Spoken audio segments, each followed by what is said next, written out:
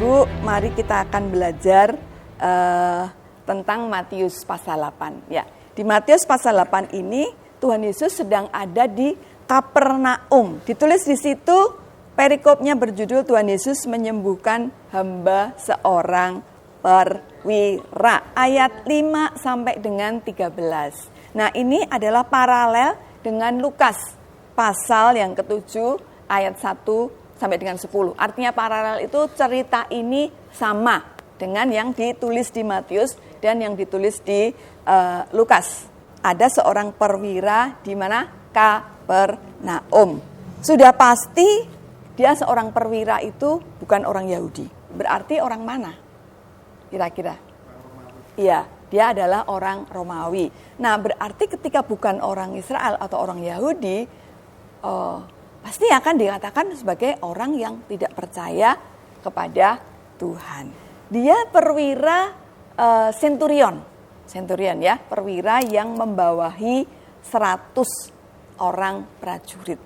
Nah, di Injil Lukas yang paralel dengan ini dikatakan bahwa meskipun dia orang Romawi dan dia seorang perwira, tetapi dia itu mengasihi orang-orang Yahudi. Terbukti dengan apa? Dia, perwira ini, menanggung pembangunan rumah ibadat mereka. Di situ bukan tertulis membantu pembangunan, tetapi menanggung pembangunan rumah ibadat orang-orang Yahudi. Kemungkinan besar dia simpatisan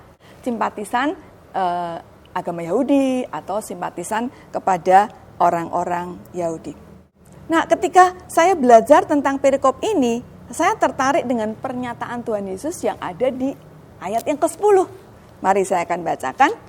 Setelah Yesus mendengar hal itu, tadi ya hal itu cerita tentang si perwiranya.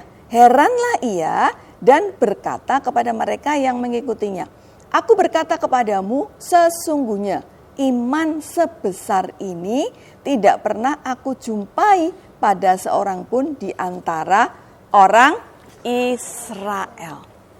Perwira itu dipuji oleh Tuhan. Apa yang dipuji oleh Tuhan? Yaitu imannya. Tuhan Yesus itu jarang memuji orang. Ya. Tetapi ketika Tuhan Yesus memuji, iman seperti ini tuh tidak pernah dijumpai di orang Israel. Jadi ada sesuatu di dalam diri perwira itu yang unik dan menarik.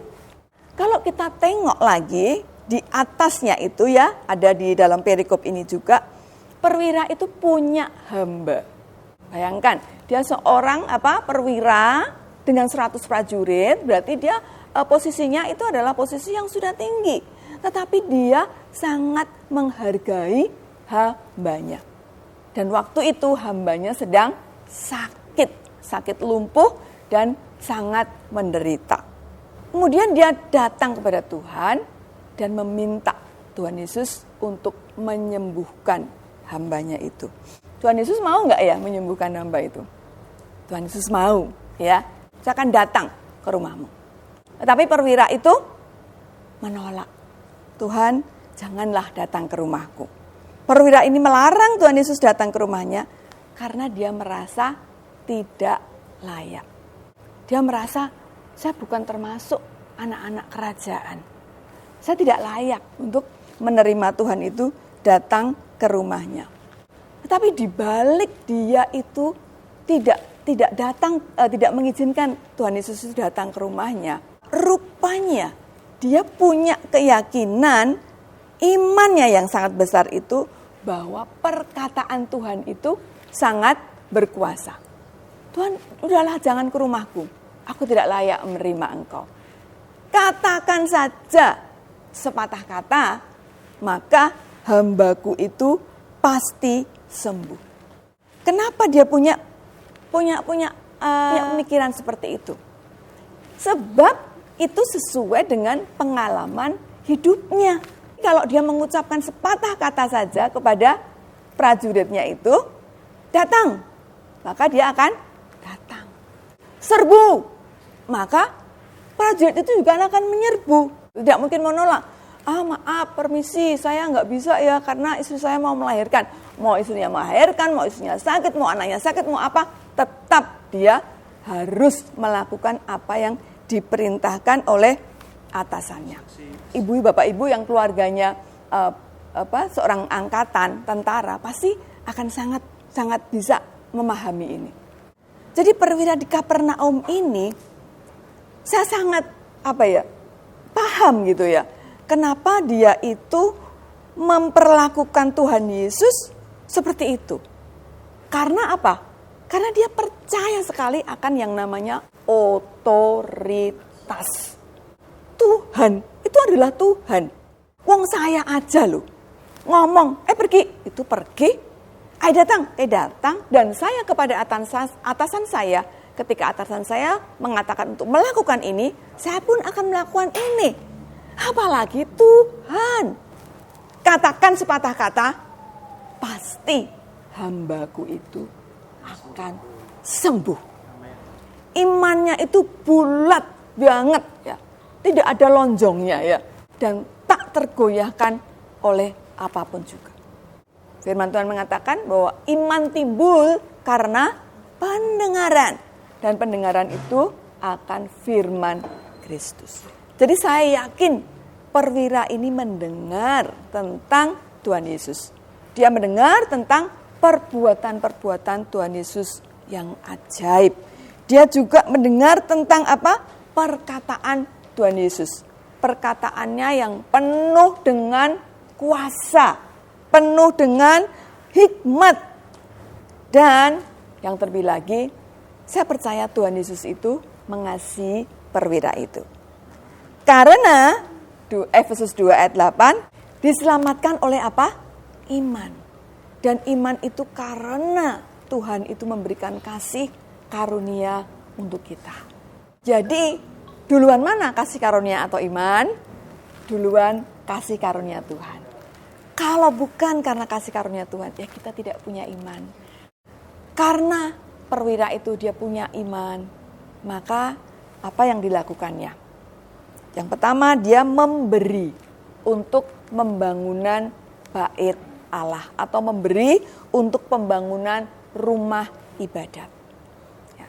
Jadi hatinya itu tidak melekat kepada hartanya, tetapi dia mau untuk membagi hartanya itu kepada orang Yahudi ya, untuk membangun rumah ibadat. Yang kedua, karena iman, perwira itu dia punya kasih, sehingga dia mampu untuk mengasihi dan menolong hambanya. Karena iman, maka perwira itu punya hati yang penuh kasih. Yang ketiga, karena iman, perwira itu mengerti otoritas Tuhan. Dia mengerti otoritas Tuhan itu di atas segala sesuatu. Otoritas Tuhan itu menciptakan langit dan bumi dan segala isinya, mengatur segala sesuatunya itu dengan kuasa yang tak terbatas. Dan yang keempat, dia memiliki hati yang rendah hati, ya, memiliki kerendahan hati. Untuk apa? Untuk dia mengalami, untuk dia menyadari bahwa dia itu tidak layak di hadapan Tuhan. Dia menyadari orang berdosa dan dia butuh Tuhan. Yang terakhir adalah ketika dia punya iman, maka mukjizat dan kuasa Tuhan dan karya Tuhan itu terjadi di dalam hidupnya. Saya mengingatkan Bapak Ibu supaya kita punya iman. Saya juga seperti imannya perwira di Kapernaum. Iman yang bulat, iman yang terus melekat pada Tuhan, dan yang mengakui otoritas Tuhan itu yang berlaku atas segenap kehidupan kita. Mungkin hari-hari ini kita ada ujian iman, ya tak apa-apa. Ujian iman itu terjadi supaya iman kita itu semakin hari semakin dimurnikan dan dimurnikan. Kita bertumbuh menjadi orang yang beriman bukan kanak-kanak lagi, tapi menjadi iman yang dewasa.